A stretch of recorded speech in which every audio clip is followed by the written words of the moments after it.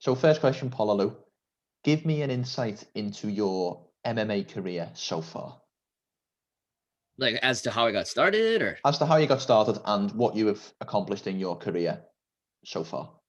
I guess, I'm still pretty young in my career. I've only been a pro for about 2.5, almost 3 years now. I'm 4-0 as a professional, and, right now I'm in kind of a slump just because, everybody's in kind of a slump right now. We're in weird times with COVID being a thing, shows shutting down, shows opening up with only so many contacts available, so it's been kind of a year for a lot of us, and, luckily, I got something going on in the works. Yeah. That was one thing I actually wanted to mention is young pros develop and have more fights in a calendar year than I would say a top 15 or a title challenger or something like that. How hard has Right. this last year been for a young developing pro such as yourself? It's been such a crazy development because you see a lot of the same faces, like a lot of the semi-pros and like the space and time that I'm in my career.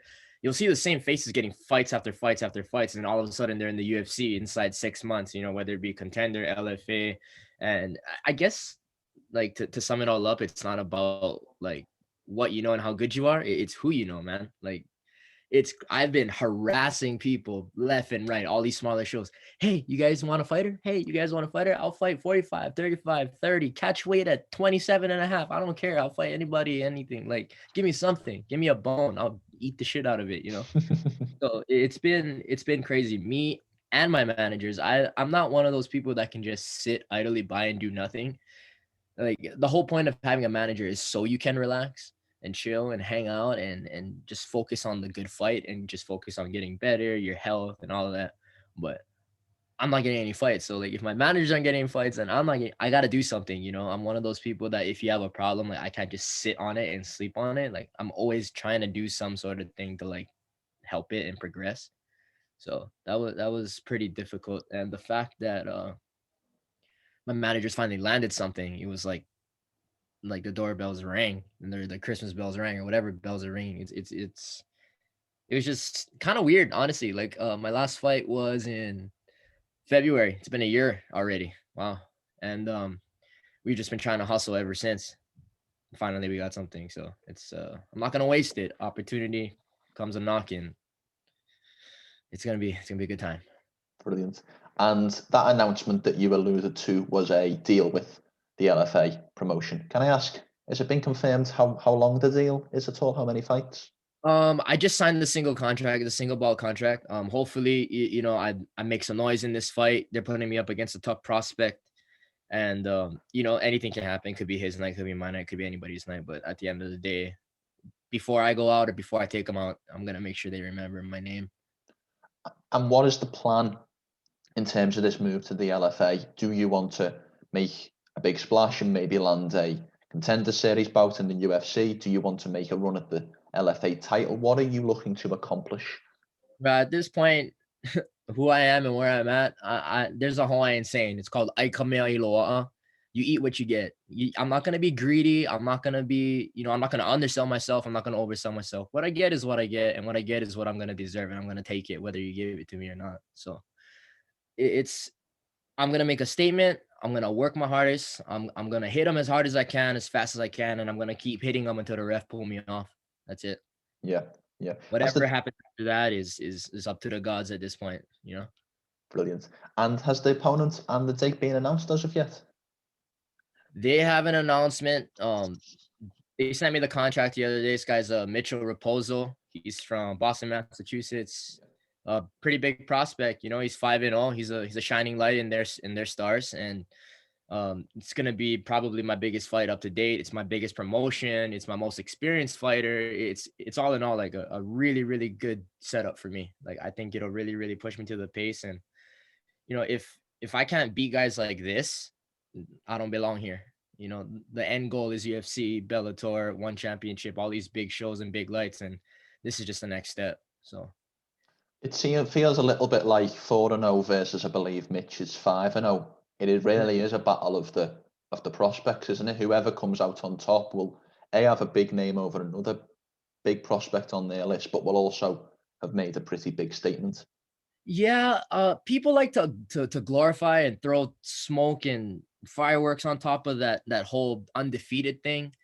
But for me personally, that stuff don't matter. No different from belts too. The belt just holds your gi together. The numbers don't really mean anything. Like nobody can beat me until they beat me.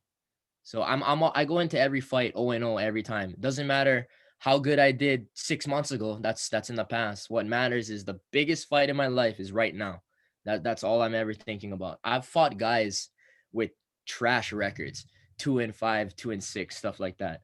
But they have over 200 fights in front of them that beat up somebody in 3 seconds. There were some guys that I fought that I had no business being in, and then somehow, some way, at the end of the day, I came out on top. But that's immaterial. So to me, like, I could slip on a banana peel in the cage and into his hardest left hand, and then I'm there sipping through a straw. It doesn't matter. Yeah. So as far as that whole someone's always got to go, I'm not really too worried about that. I don't like to put pressure on it. It is what it is, as Max Holloway likes to say. 100% as well. In MMA, the idea of being undefeated it holds more weight with somebody like, I say, a Khabib, who's done it for so long, but virtually everybody has a loss. It's a good thing, I think, as opposed to boxing, where losing your O is so detrimental to your career. Any given Sunday, man, people get like, they assume that like people that have that on their name doesn't know what it's like to lose or feel defeated. I don't have that. I get smashed every single day at the gym. Like, you can ask anybody, any one of your interviews at Xtreme Couture, who's that Pololu kid?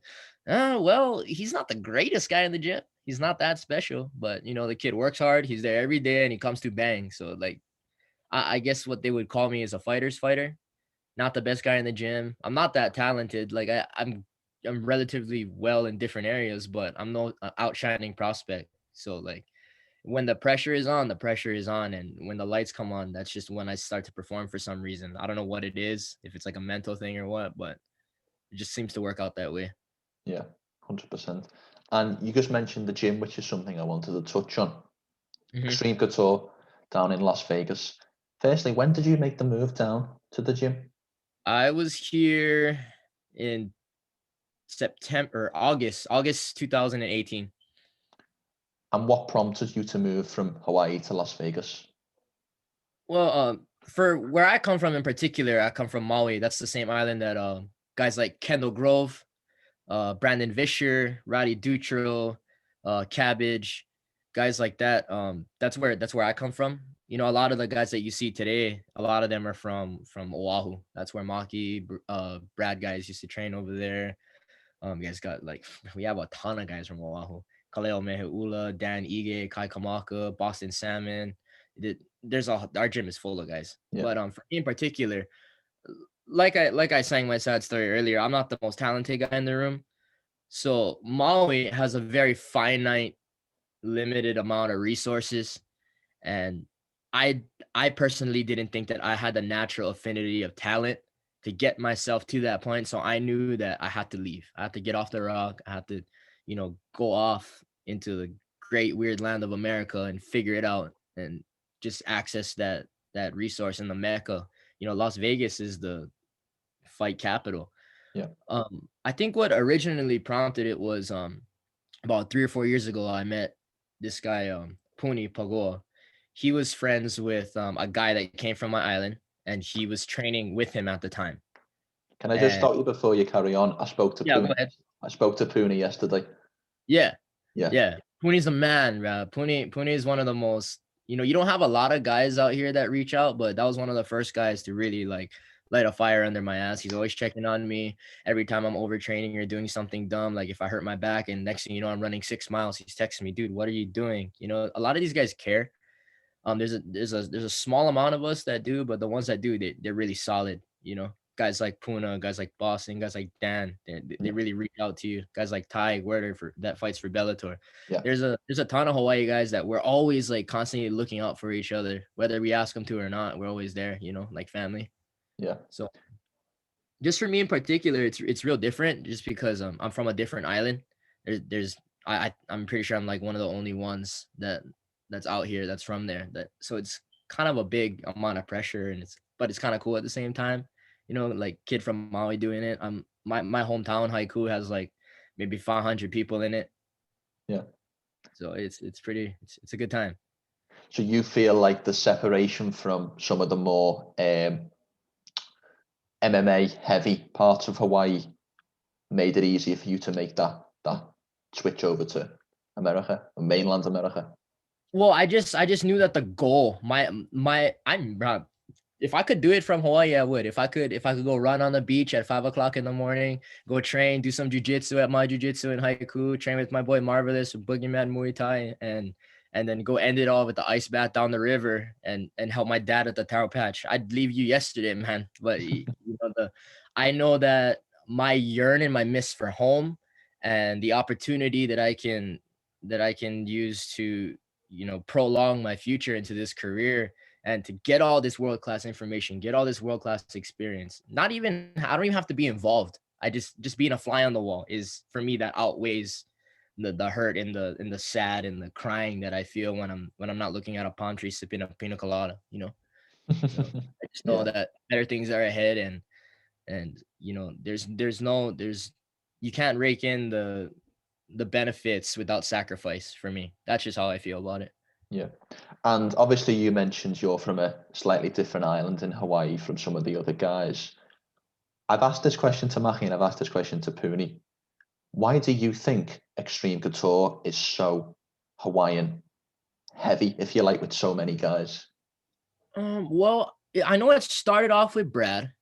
Brad was one of the first Kanakas to start training there, and then came Dan, and then came Puna, and then came all these guys started popping up, and I guess like because we have such a unique aura, I guess, or life force. Aloha is contagious, bro. All it takes is two guys. Next thing you know, we got Eric Nixick chi-hooing down the hall and like in between rounds and stuff, and people are learning pidgin and phrases. Like it's just, you cannot help but look at Hawaiians and go, oh, they're pretty cool. So at that point, you just got one more and one more and one more. It doesn't help with the interviews and the media always showcasing the Hawaiians and stuff like that. So when I saw that, there was already a Hawaiian presence in the gym, and I just add to that, and then somebody else comes and adds to that. Dan adds to that. Kai adds to that. Boston adds to that. There's just so much, like, everybody gives it a different look for sure, but it's definitely its own unique original flavor in the gym, I guess. 100%. And this doesn't have to be just Hawaiians, but if we talk about Xtreme Couture for just a second, Mhm. what guys do you work with most in the gym? Who are you working with on a day-to-day basis? For the most part, I hang out a lot with Puni, mainly because we're in the same weight class. Yeah. But a bunch of other guys that I'm just starting to work with. There are a couple of wrestlers. There's Aleko Pornar, and there's Kobe, and there's just a whole lot of smaller guys. Gustavo Lopez beats me up a lot. Gary St. Lion, who fights in one championship, that's somebody I always try to get a couple of rounds in with. Kyle Boom Reyes from Guam, he's another hammer that beats me up every once in a while. And there's a lot of us, and we're always on shuffle too, right? So you got like all these small groups of people that are always in the gym. We're ultimately all together, but there's like 5 or 6 guys that we hang around with, and everybody kind of cycles. So you always get a different look every day. Not to mention there's people from all over the world cycling through at the same time. You got guys from Russia, guys from China, guys from Hawaii, guys from here, there, everywhere. So you always get a different look. And I guess like your camp is pretty, like, it varies from like 2 to 3 months at a time. Yeah. I'm not sure if you will be on the same or similar time cards, but it should be beneficial for yourself and Puny to both be making your LFA debuts in a similar time frame. I would imagine you can build up that camp together to a certain extent. Mooney is one of the most underrated silent dark horses of the sport, man. He's gonna make some noise. It's been taking him forever to get a fight. I don't know if it's because nobody wants to fight him. The numbers aren't right. I don't know what it is. Don't ask me the details on that. But the second he does, bro, look out. That guy's gonna blow the shit open. Yeah. It's gonna be crazy. Yeah. 100%. So we've got the organization. I'm not sure about venue, but we've also got the opponent, Mitch Raposo. Why should people tune in and watch this fight? Why don't you, for just a second, sell yourself to the fans as to what you are about and why people should follow your career? Despite my pro career, I've lost.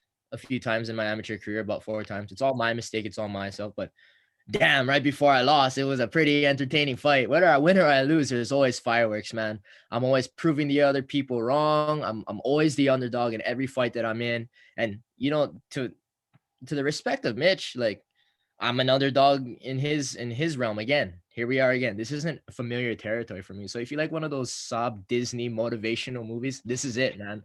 The underdog kid comes up from behind and takes him in the lead. The turtle against the rabbit, David against Goliath, whatever you want to call it. It's gonna be fireworks for sure. I'm always entertaining. I always come to bang. I never run from anybody. I've never picked my fights. They just give me a name and boom, I'm there. I don't ever ask for anything. I'm a good soldier, you know. The coaches are gonna coach, the refs are gonna ref, the fans are gonna watch, and I'm just gonna fight. That's my job. Give me money, let me do my job. That's it. Brilliant to hear. Yeah. Pololu, it was absolutely brilliant to speak to you today. Yeah, right on, bro. You too. Thanks for hitting me up. Mahalo, brother. Brilliant. Before we go, how can people find you on social media? You can follow me at Apoy Pounder, on Instagram, Facebook, Pololu Nakanelua, and just slide in my DMs if you want my number. Nah. And before we finish, other than that, is there anything you would like to say or sign off with at all? Yeah, bro. Hawaiian till I die. Look it up. Kanaka Maoli. Let's go. Brilliant. Great speaking to you today. Yeah. All right, brother. You take it easy.